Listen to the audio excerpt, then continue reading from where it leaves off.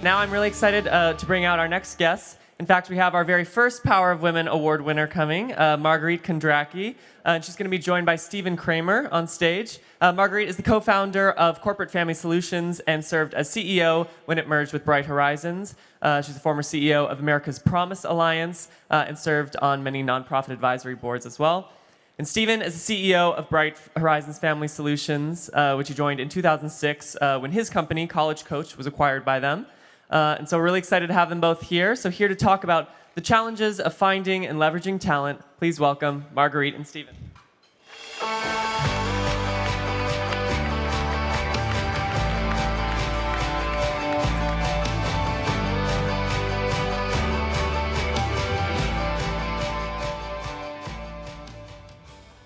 Well, Stephen, it's really wonderful to be here with you and to look out at this amazing audience. I just can't believe the industry conference and what it looks like today. I have to say we have come a long way since the days 35 years ago when I co-founded the company that you now lead. Back in those days, you could have had an education industry conference in a breakout room, and here we have 5,700 people.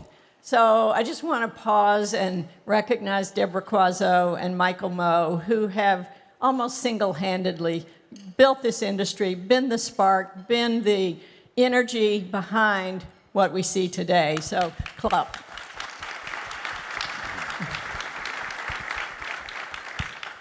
Two very special people whom all of us know in meaningful ways. They're great. So you are now part of a great big company. Back in the early days, it was tough to get employers to recognize that to help their working parents solve their family problems could actually be a benefit to them. So it just took forever to get to profitability. And today, we have an $8 billion company on the New York Stock Exchange, really supporting hundreds, thousands of employers and hundreds of thousands of families across 3 continents. Stephen, you yourself were an entrepreneur in your early days. You started coming out of Babson College, you started College Coach, and many were surprised that Bright Horizons acquired your company in 2006. Seemed like a strange marriage, but here we are today, and I think today people would be surprised to learn that less than half the margin at Bright Horizons today comes from traditional childcare. So, Stephen, tell us the company's focus, what array of services you now offer. Absolutely. It's a pleasure to be here with you, Marguerite.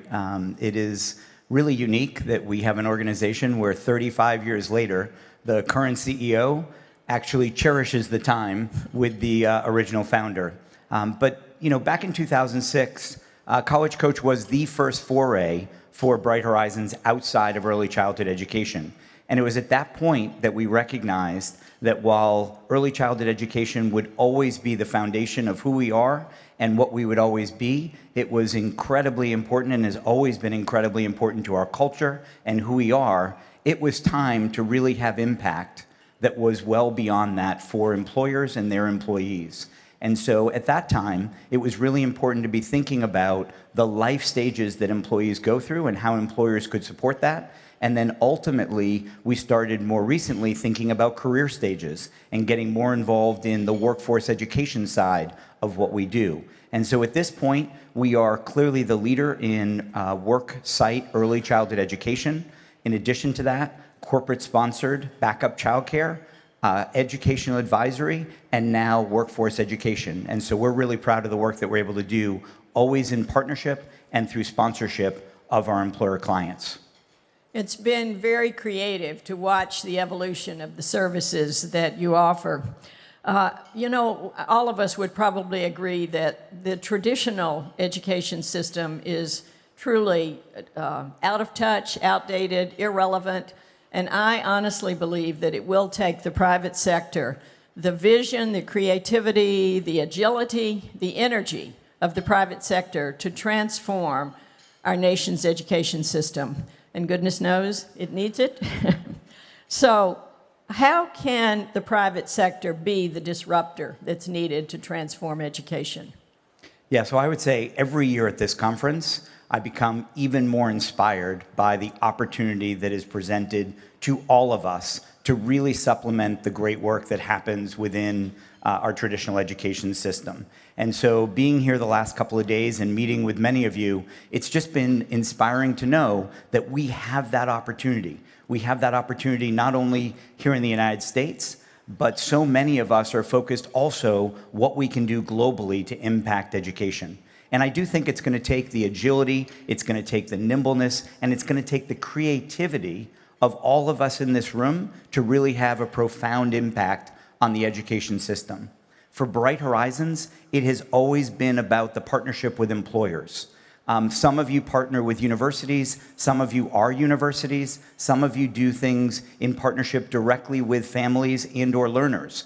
But ultimately, we need to create important sidecars to the work that happens in the traditional system in order to make sure that we as an organization, individually and collectively, as well as a nation and a global community, have the ability to continue to progress in education.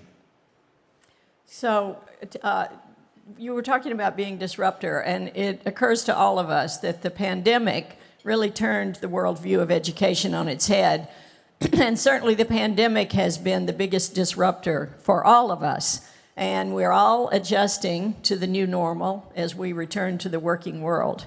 So specific to Bright Horizons, worksite childcare, that was impacted.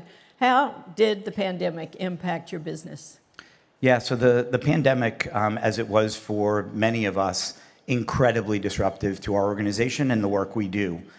Back in March, April of 2020, we closed over 80% of our centers. So that represented capacity related to 800 centers globally. And overnight, we went from a vibrant place where children could come and learn and their working parents could get to work. Overnight, that all got impacted.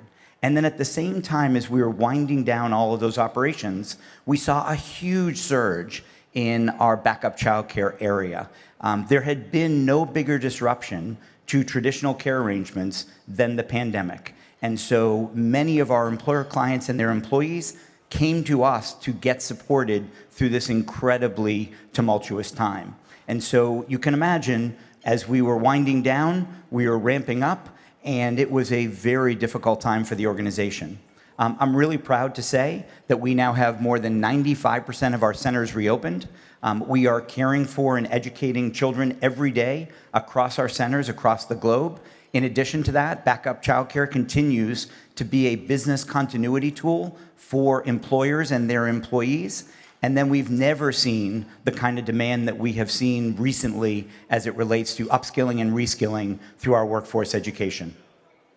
So tell me more about the adult learner. I know that's been a significant growth platform for you, and the pandemic probably forced an even more aggressive pivot to really think through other strategies to sustain the company and to support employers. So most people would assume that the pandemic would put continuing education on the back burner for individuals and for companies, but you have a new study, I think released today, Stephen, that really proves the opposite. So what did you learn through this new study? Yeah, so it's been incredible to watch. I think that, like many of the services we offer, the expectation was COVID was going to permanently impair the interest in those services. And we've seen quite the opposite. And in particular, in workforce education, you would imagine that employees, because of all the distractions and disruptions that they have endured, would be taking a step back as it relates to focusing on their own skilling and education. And what we've seen is the exact opposite. I think what the pandemic has really highlighted for employees is the importance of continuing to increase their skills. And the study that's coming out today, the Education Index, that we sponsored, absolutely proves that out in spades. More than 2/3 of employees surveyed are focused first and foremost on reskilling. And it's a real testament to the fact that people are waking up, they're realizing that the work world is changing, that they have many more options, but those options are often tied to the skills and educational opportunities that they can avail themselves of within their employment. And so we've seen tremendous interest within our client base, within the employees who we serve, but certainly through the study, we see it more broadly. Where can people find the study? You can just come to our website and take a look, and you can download the study right there. I think it'd be a great tool for many people in their own marketing. So it's an interesting study. And I know in terms of workforce training, Bright Horizons has yourself walked the talk. I really love the teacher degree program, Stephen, that you led the creation of, where we were having recruitment challenges and retention challenges, and you started an in-house degree program so that our own employees could get their early childhood degree. So tell us more about how that works, and is it applicable to other companies and replicable in other industries? Yeah, so as everyone in this room would appreciate, there has absolutely been, over our 35-year history, a slow and steady decline in the number of individuals choosing to go into early childhood education. And so that has been our reality for 35 years. On the other hand, we really wanted to take some bold steps as it became increasingly difficult over the last several years. And so what we made the decision to do was really remove the barriers. So we went out, we got to understand from our workforce and prospective workforce what was the barrier to entering early childhood education, and then ultimately what was the barrier to becoming degreed and skilled in that particular field. And so back in 2018, when I became CEO, I really set my mind to trying to solve this problem. And so at a director conference, actually, it was very similar in size to this, we brought all of our directors together, and I made the announcement that we would be offering a completely free degree, the Horizons Teacher Degree Program, where any individual who worked in a center or school for Bright Horizons could go back and get their certificate, their associates, or their bachelor's in early childhood education completely free with no out-of-pocket expense. And so that, thank you. That was a pivotal moment for our organization, but also for the field of early childhood education. I can tell you firsthand, it has been an incredible enabler to building out a workforce in what has been a shrinking environment. In addition to that, it has proven to be an amazing support of our DE&I efforts. Because as we all know, if you come from a diverse background, you are less likely to have had access to traditional education. And so more than 2/3 of those who go through the Horizons Teacher Degree Program come from diverse backgrounds. And so when we think about creating a workforce and creating an inclusive environment, the Horizons Teacher Degree Program has been incredibly important in that. We then saw great interest from clients, right, who said, wait a minute, you are doing an incredible thing for your workforce that we want to replicate for our workforce. And so just this week, as an example, McDonald's, one of the largest frontline workforce employers, announced a program very similar to the Horizons Teacher Degree Program, managed by EdAssist, the division of Bright Horizons that is focused on workforce education. So this is the transformational disruptor that we're talking about. This is the kind of thing it will take to give access and education for all, and let everyone fulfill their own human potential. So I really love the vision and the creativity and sort of that extra edge, Stephen, that you bring to the company. I have to say I was especially inspired by your leadership when you took Bright Horizons to the Mexican border at a time of the migrant crisis when children were being separated from their families. It moves me to tears to even reflect on it now. And we brought the love and the support and the care for those kids to the Mexican border. So it was a beautiful service that Bright Horizons got behind, and we worked at the camps where children were being held and made safe play spaces and equipment for those kids so they could have some sense of normalcy. So now we have the Ukrainian crisis and millions of refugees. Is there a role for Bright Horizons, for all of us, to help in this Ukrainian crisis? Yeah, so for those of you who don't know Marguerite, she is service first, and she created a culture at Bright Horizons that, thank you. that the foundational element is to always care for children and families who are in need. Obviously, we wake up every day focused on making sure that the children and the learners in our care and those who we are educating are absolutely well taken care of and are the focus. In addition to that, we always run into situations where children and families are in need. And the work at the border was a great example of Bright Horizons in action. Obviously, we saw children and families in great need. We never look at these situations from a political lens. And again, as you all think about the work that your organizations can be doing in the face of these crises, I would encourage you always to be thinking about it through the lens of those who are impacted. And so we always look at it as children and families in need. And so many of our employees sought the call, and we sent a team down to McAllen, Texas, back at the time that was critically important. At the same time, in this current crisis, we mobilized our teams, both in the US, the UK, and the Netherlands, to make sure that we were putting together the financial resources, as well as the particular know-how that we have around caring for children in need. And so in both of these two instances, we really ran into those situations in the way that Marguerite would absolutely have done 35 years ago as an organization. I know that ASU+GSV has put together a great fund. I personally have contributed. I would encourage anyone who can to contribute to that fund. I think you have cards on your table, the 1K fund. Yeah, and there are children and families that are clearly in need. And so ultimately, I just encourage all of us to think about what is happening in the world around us, the challenges that children and families and others are facing, and try to do our best and do our part and use the creativity that we all have and utilize every day to make sure that we're bringing that to bear. But thank you to ASU+GSV for putting together that fund and taking an important stand as it relates to helping children and families. And Michael Moe was speaking last night about leadership, lead with love, and that's what we're exactly talking about. So as we're wrapping up, Stephen, where next for Bright Horizons? What do you see in the company's future?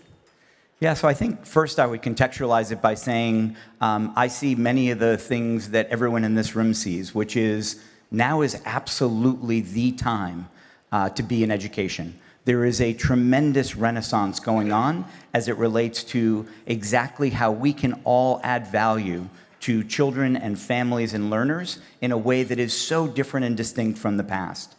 For Bright Horizons, we see tremendous opportunity in the services that we today deliver.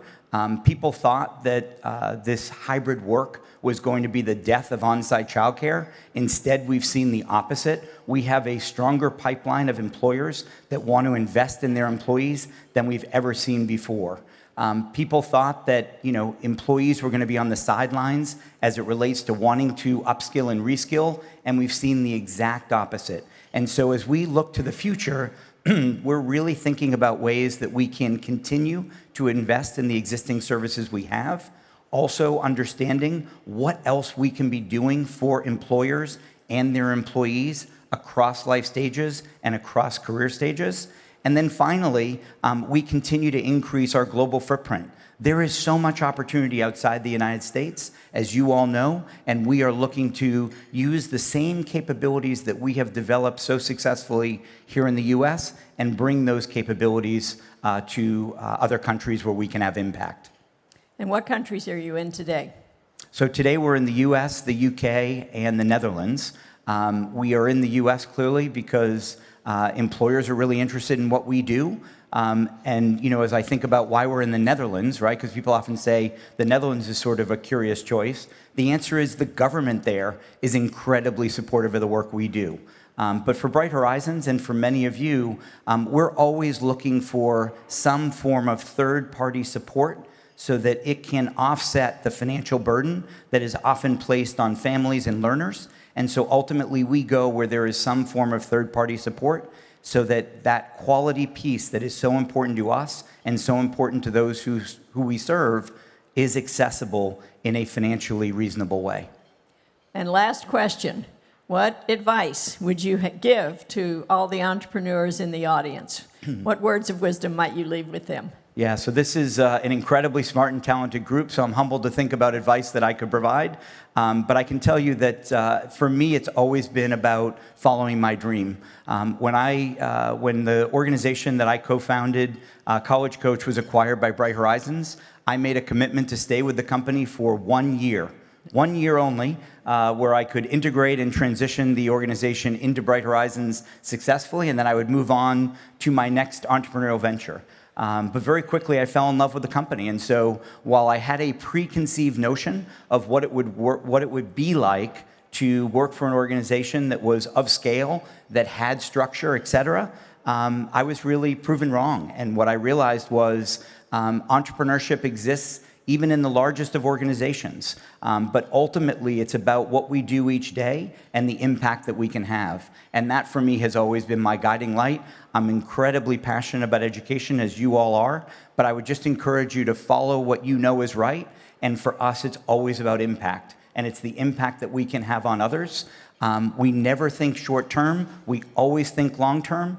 Education is something that really takes time to marinate. And you all know that, and never give up on what you know is going to ultimately be successful. Because as entrepreneurs, and I was an entrepreneur, you will be told time and time again that what you are doing either doesn't matter or won't work or something else that will try to beat you down. And what I will tell you is we are at a time where we collectively are the movement that's going to matter. And so thank you all very much for your time and attention.